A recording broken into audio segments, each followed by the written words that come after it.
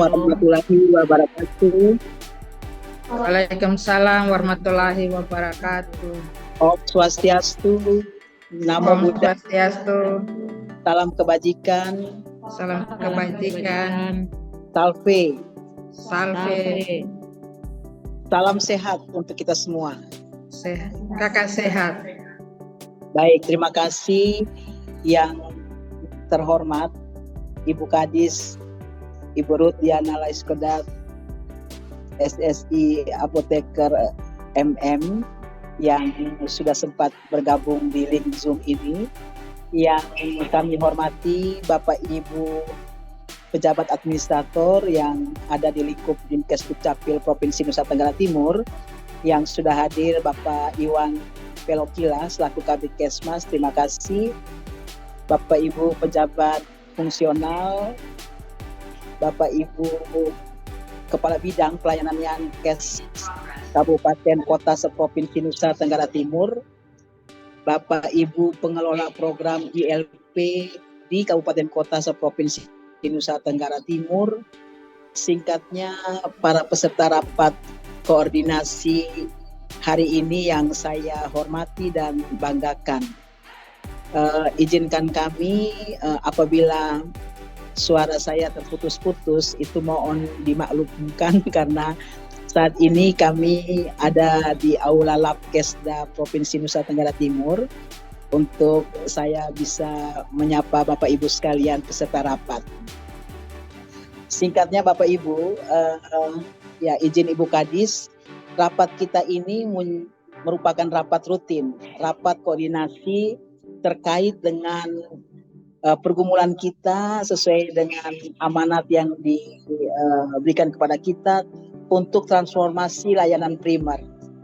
Nah, kenapa ini menjadi percakapan kita bersama? Karena untuk transformasi layanan primer itu difokuskan untuk meningkatkan layanan promotif preventif, sehingga semua bidang yang terlibat di dalam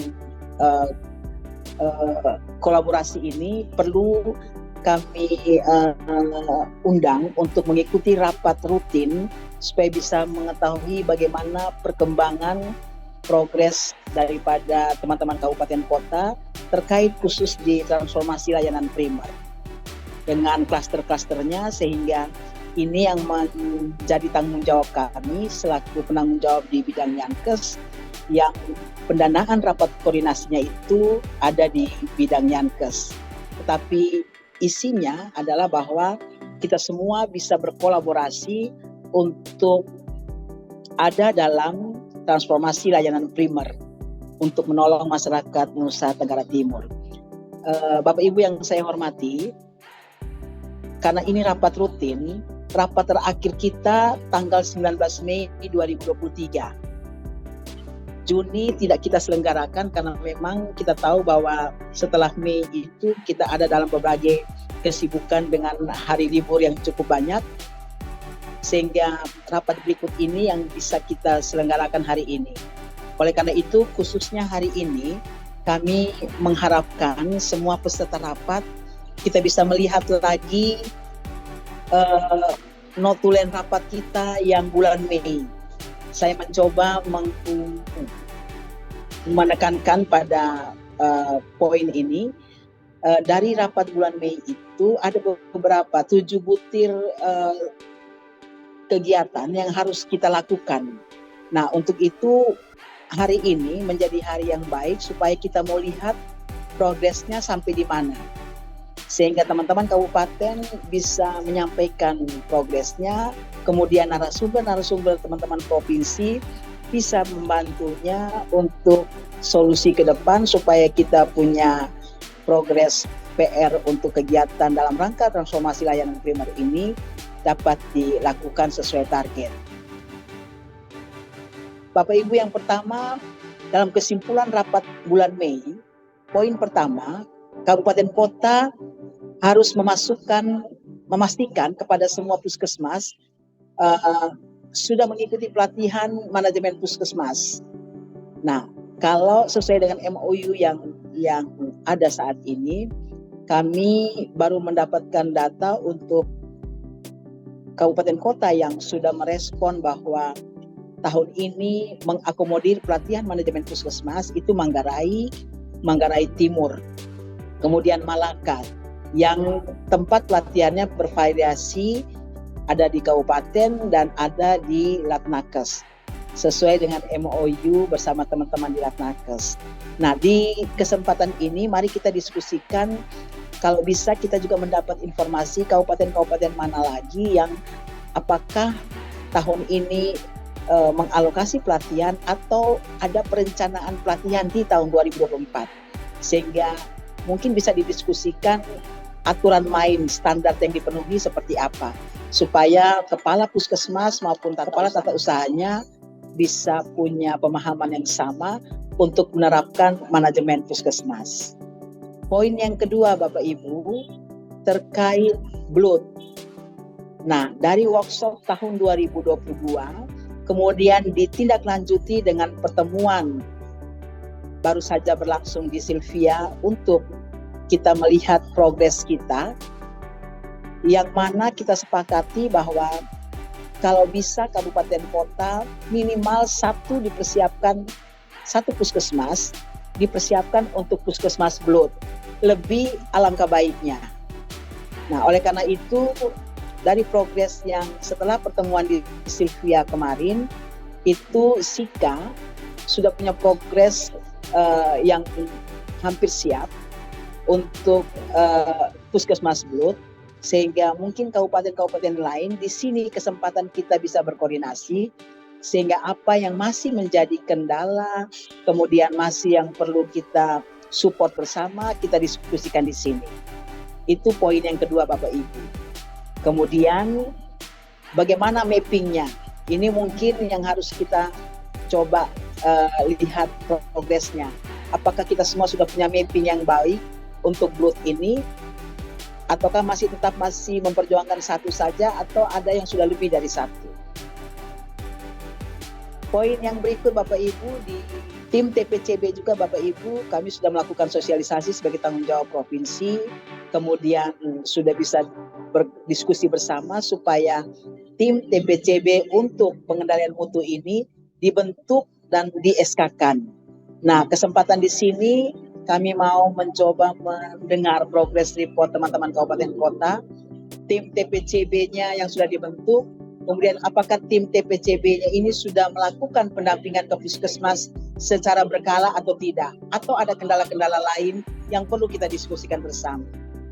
Kemudian poin yang berikut Bapak Ibu, untuk kabupaten kota yang siap melakukan pelatihan manajemen puskesmas, itu mohon koordinasinya agar lebih baik antara kabupaten dengan kami selaku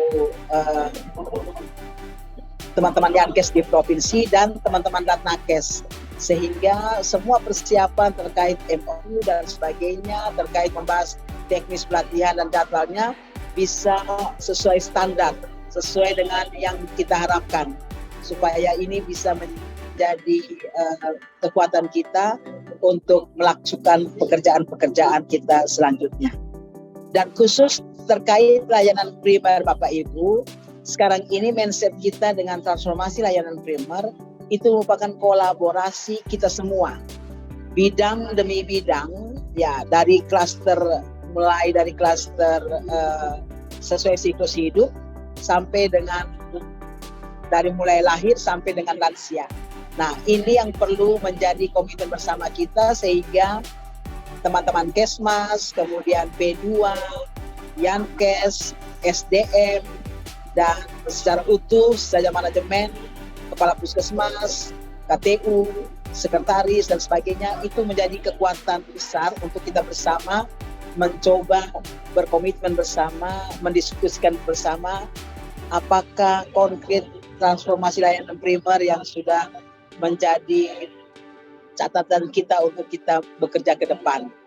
Khusus yang layanan primer yang sudah menjadi daerah uji coba adalah teman-teman TTS di Puskesmas Niki-Niki, bahwa ada lokasi-lokasi lain lagi yang perlu dipersiapkan untuk menjadi contoh atau uji coba lagi terkait layanan primer ini.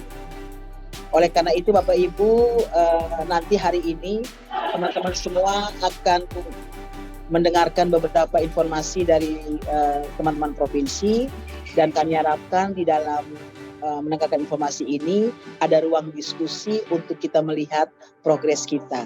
Sehingga ketika nanti kita rapat bulan depan, kita bisa menindaklanjuti apa yang menjadi catatan di bulan Juni ini, untuk melihat progres kita sesuai dengan catatan-catatan yang sudah saya sampaikan tadi. Mungkin ini saja Bapak Ibu, izin saya tidak berlama-lama, izin Mama Kadis karena kami akan sambung dengan latihan untuk paduan suara. Jadi mudah-mudahan rapat kita yang akan kita lakukan hari ini dapat kita lakukan dengan baik, dan teman-teman narasumber yang sudah siap untuk memfasilitasi Bapak Ibu Kabupaten Kota, mari kita berdiskusi bersama untuk tujuan kita bersama. Ini saja, terima kasih, Tuhan memberkati.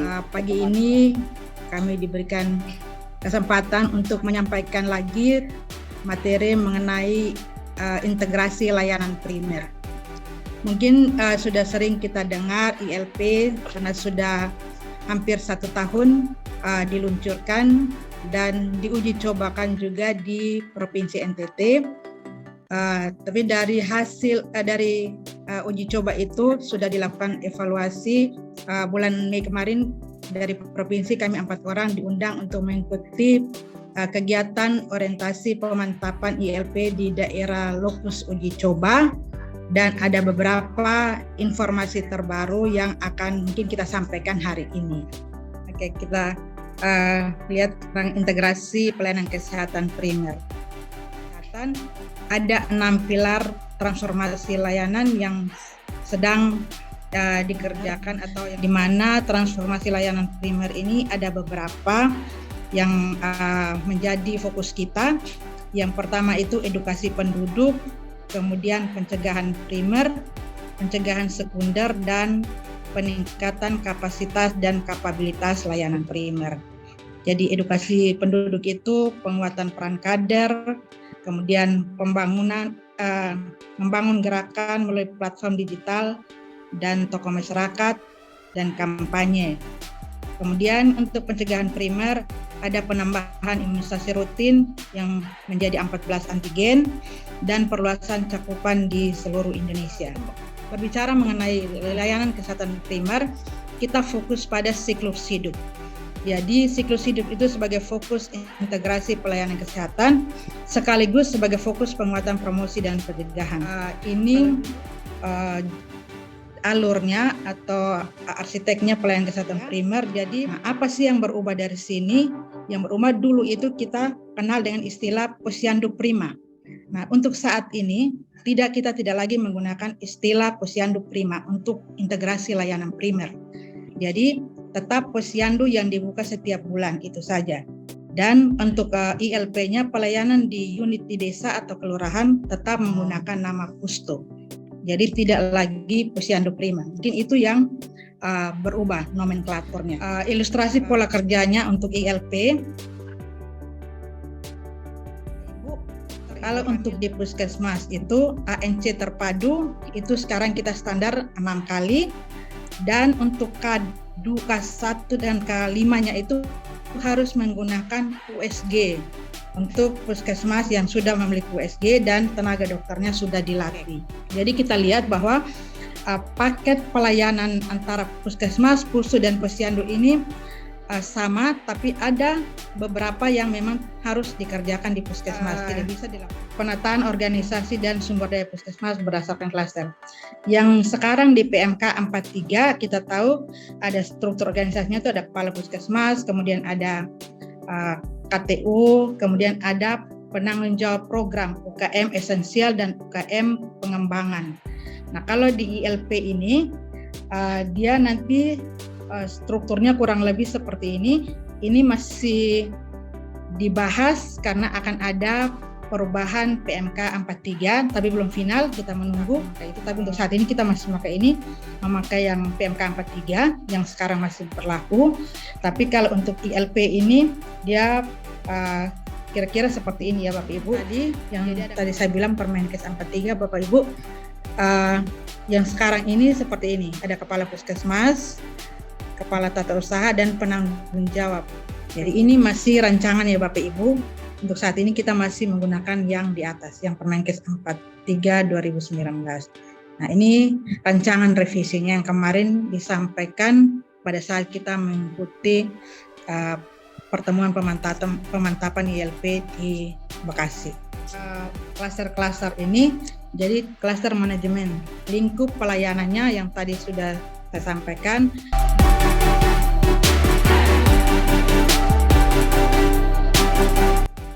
Nah, ini kita lihat alur pelayanan dengan menggunakan pendekatan siklus hidup. Seperti apa gambaran ILP di Pustu. Jadi kita tidak lagi menggunakan istilah posyandu prima Bapak Ibu. Nah, untuk Pustu ini standar untuk integrasi pelayanan kesehatan primer di Pustu. Ini skemanya untuk pelayanan di Pustu. ILP di posyandu. Ini posyandu ini bukan posyandu prima ya. Ini kita mau ngomong tentang posyandu event yang dilaksanakan setiap bulan, yang dibuka 1 bulan sekali. Nah, untuk kegiatan posyandu ada kegiatan hari sebelum buka posyandu dan hari penyelenggaraan posyandu. Jadi hari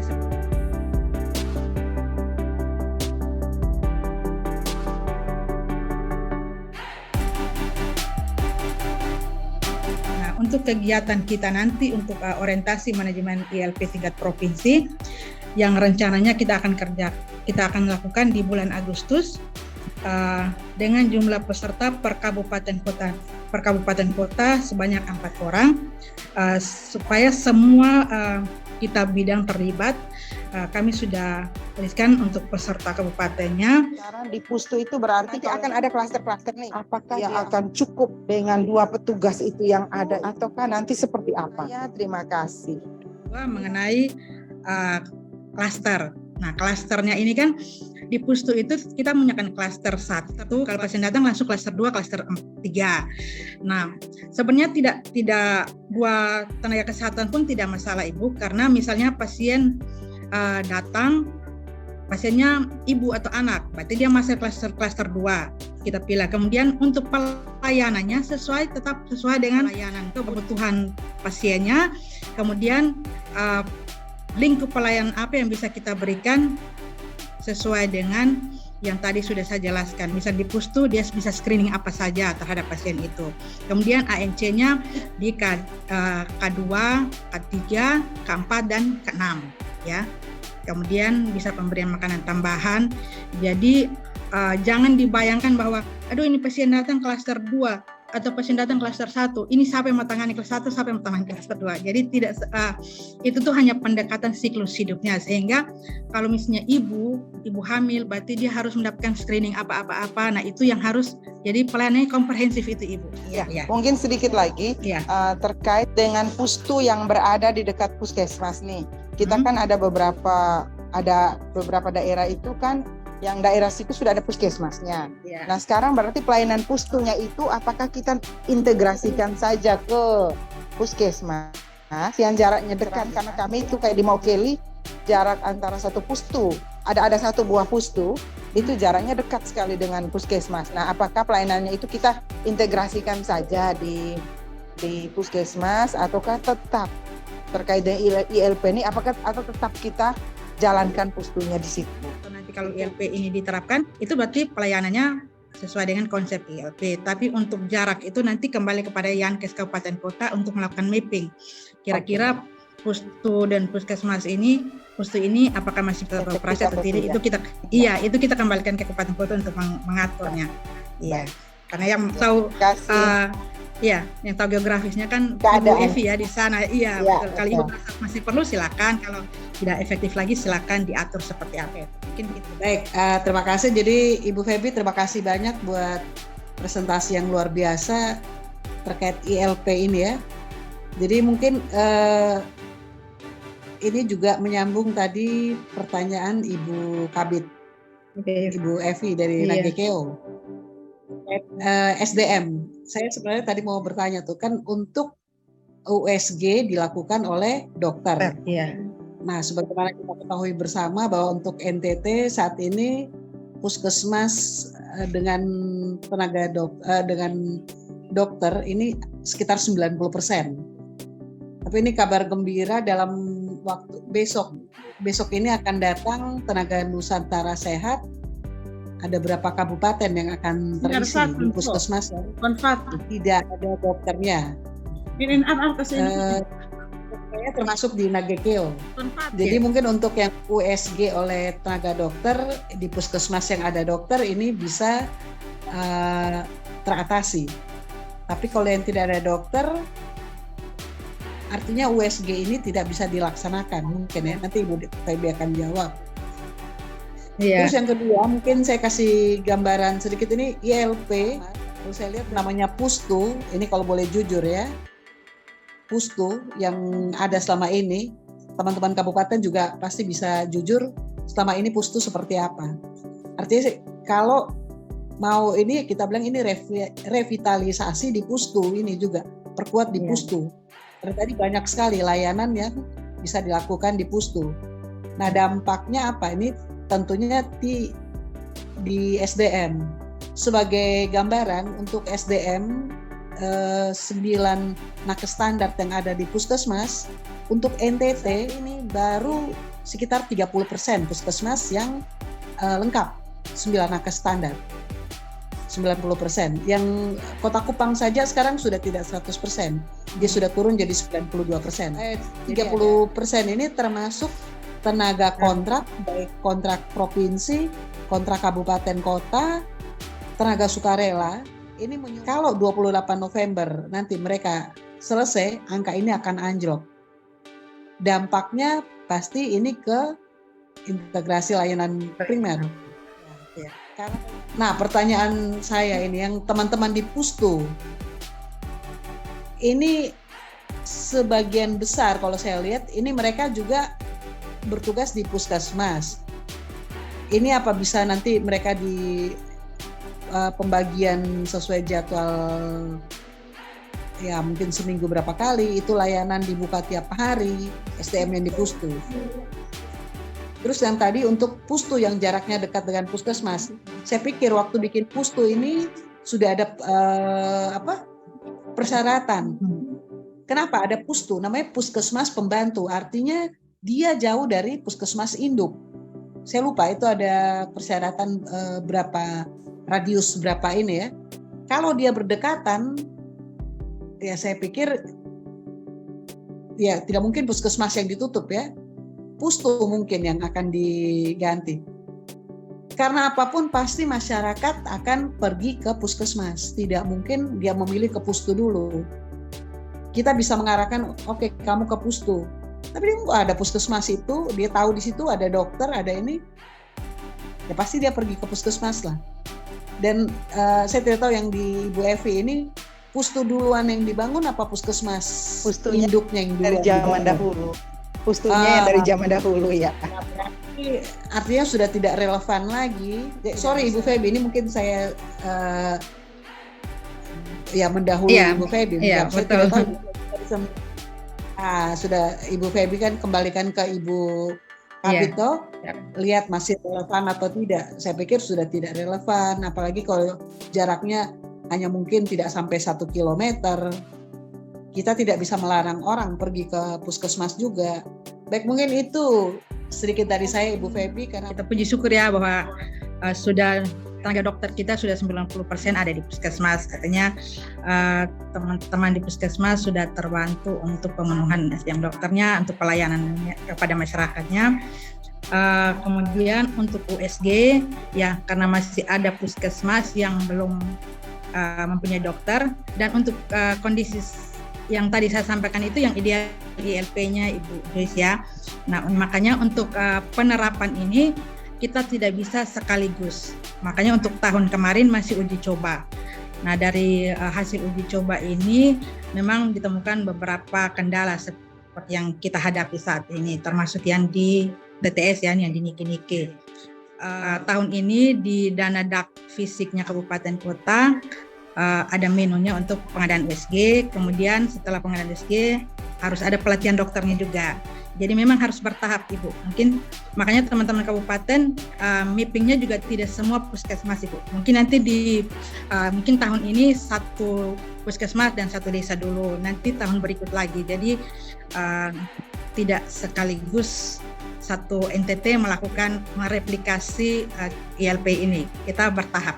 Kondisi pustu kita saat ini memang ya masih seperti itu, dan melalui untuk persiapan penerapan ILP ini, kalau saya tidak salah di Dana Dak Kabupaten juga disiapkan menu untuk pengadaan pustuset, Alkes yang bisa menjawab untuk penerapan pelayanan dengan pendekatan ILP ini. Nah, untuk SDM-nya ini yang memang masih menjadi PR kita semua, Ibu. Mungkin bukan hanya di NTT ya, kemarin kita pertemuan di nasional juga masih banyak keluhan juga mengenai SDM, karena harus ada, sekarang kita satu saja mungkin ada yang masih pinjam, istilahnya masih pinjam dari puskesmas ya untuk di penugasan sementara. Nah ini kalau di LP idealnya memang harus dua nakes, dan pelayanannya dibuka setiap hari, cukup banyak ya. Pelayanan yang harus diberikan, termasuk malah evaluasi mingguan dengan kader. Nah ini juga agak berat sih kalau untuk kita, tapi kita coba dulu mungkin sehingga kita bisa jalan. Makanya pemerintah kabupaten kota kita minta untuk mappingnya, kira-kira puskesmas mana, desa mana. Mungkin kita ambil satu desa, kan seperti kemarin Niki kan 2 desa dulu Ibu, desa Sopo dan desa Tumo. Jadi tidak semua wilayah kerja langsung kita plug harus ILP. Mungkin usul aja nanti, mungkin biar tidak tiap bulan pertemuan hanya nyebut 1 TTS, mungkin sudah dikasih target bulan depan minimal ada 1 atau 2 kabupaten yang sudah punya ILP lagi. Kita berharap itu Ibu, mudah-mudahan mappingnya kami bisa dapat secepatnya sehingga. Ya, selamat siang Dok. Siang. Silakan Ibu. Mohon penjelasan bagaimana dengan peran kader Posyandu yang kemarin pada saat kita melakukan uji coba di Kabupaten TTS, khususnya di Desa Tumuk sama Desa Sopo, dalam memberikan laporan baik mingguan maupun laporan harian ke puskesmas. Nah sekarang kita pakai tetap pustu, jadi tidak posyandu prima. Posyandu yang event tetap jalan, kemudian peran kader tetap seperti yang kemarin yang kita uji coba di Niki itu, mereka tetap memberikan laporan harian, laporan mingguan, evaluasi bersama teman-teman nakes di pustu yang melakukan kunjungan rumah bersama nakes atau kunjungan rumah dari hasil PWS yang mereka buat yang ditemukan permasalahan yang memang harus dilakukan kunjungan rumah. Jadi peran mereka tidak mengalami perubahan, tetap mereka sebagai kader itu dengan tugas yang seperti yang sekarang sudah jalankan. Hanya nama pos yang dibuka setiap hari itu yang sekarang kan kita lakukan di pustu itu tidak pakai, kita pakai pustu kembali. Nah kalau pustu berarti memang pelayanannya ya kita menjawab tanggung jawab kita di Yankes, karena itu pelayanan ya, pelayanan Yankes. Nah, jadi ibaratnya satu rumahnya itu Yankes, di dalamnya ada pelayanan yang diberikan dari berbagai bidang atau program yang ada di situ. Hanya ILP kan kita menggunakan pendekatan siklus hidup. Jadi kita menunggu Ibu Yus, juknisnya keluar, apakah di dalam juknis itu akan ada leading program yang disapa, tapi untuk sementara ini kita berkoordinasi dan berkolaborasi saja untuk kita melaksanakan ILP yang sudah ada di misalnya TTS sudah ada, dan kabupaten lain yang mau replikasi tinggal kita jalankan sesuai dengan yang frame yang tadi dulu. Gitu ya. Baik Bapak Ibu, mohon maaf sebelumnya, harusnya yang menutup kegiatan ini Ibu Kabid, tapi karena Ibu Kabid masih ada aktivitas yang kegiatan tidak bisa ditinggal juga, dan Ibu Helena juga masih sementara ada kegiatan juga yang tidak bisa ditinggal. Jadi kami diberi kesempatan untuk menutup kegiatan ini. Untuk teman-teman yang nanti akan mengikuti orientasi, kami harapkan kehadirannya karena mereka dari teman-teman yang diorientasi di provinsi ini yang nanti akan menyampaikan hal-hal yang lebih teknis kepada teman-teman di puskesmas kabupaten kota masing-masing. Jadi kemudian satu lagi untuk BLUD, mungkin agak sedikit keluar dari sini. Untuk BLUD masih ada kabupaten yang belum mengirimkan mapping. Mohon agar segera direspon dalam minggu ini, yang kemarin tidak hadir dalam kegiatan fasilitasi dan pembinaan kabupaten kota terkait BLUD Puskesmas di Silvia, mungkin Kabupaten Sumba Timur. Mohon agar segera mengirimkan mappingnya, dan RTL-nya kan kemarin mengikuti secara online, sehingga bisa kita gabung dan kita feedback kembali kepada Bapak Ibu masing-masing kabupaten kota. Mungkin itu saja yang bisa disampaikan. Mohon maaf kalau ada yang kurang berkenan. Saya